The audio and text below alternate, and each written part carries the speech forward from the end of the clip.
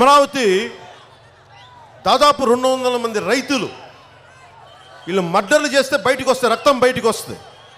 ప్రభుత్వ విధానాల వల్ల 189 నాకు తెలుసు దాదాపు 200 పైచిలకు రైతులు ఆవేదనతో గుండెపోటుతో చనిపోయారు. అమరావతి రైతులు.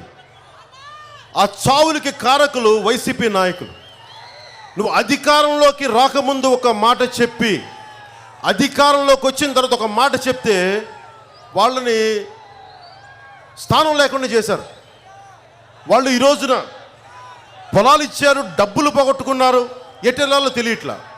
నిజంగా ఒక్క కులం తాలూకు రాజధాని అనుకున్నప్పుడు ఈరోజున మిమ్మల్ని నేను ఒకటే తెలియజేసుకుంటా ఉన్నా, నువ్వు ప్రతిపక్ష నాయకుడిగా ఉన్నప్పుడే ఎందుకు అడగలేదు?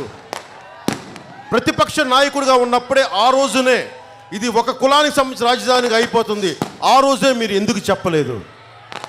ఆ రోజు 5,000 ఎకరాలు అదనంగా కావాలన్న వ్యక్తి ఈ రోజున ఒక కులానికి అనుకున్నప్పుడు ఇవన్నీ ఆంధ్రప్రదేశ్ని వెనక్కి తోయడానికి. నేను మాదాపూర్ హైదరాబాద్లో ఉన్నప్పుడు నా కళ్ళ ముందు మాదాపూర్ అనే ఒక ఏరియా సైబర్ సిటీ అయిపోవడం నేను కళ్ళారా చూశాను. ఎక్కడెక్కడి నుంచో ప్రజలు పెట్టుబడులు వచ్చి అపారంగా పెరిగిపోయింది సంపద. సో రాజధాని అనేది ఒక గ్రోత్ ఇంజిన్. అది ఎక్కువ మంది రకరకాల ప్రాంతాల నుంచి ఒక చోటకు వచ్చి ఆంధ్రప్రదేశ్కి అద్భుతమైన రాజధాని కావాలి, దానికి నేను ఎప్పుడు సంసిద్ధంగా ఉంటాను.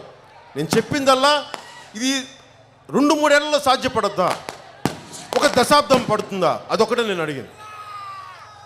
ఆ రోజు నుంచి ఈ రోజు దాకా నేను ఒకటే మాట మీద ఉన్నాను, అమరావతి రాజధాని అమరావతిగా ఉంటుంది. కానీ ఈ ముఖ్యమంత్రి మార్చుకుంటూ వెళ్ళిపోయాడు.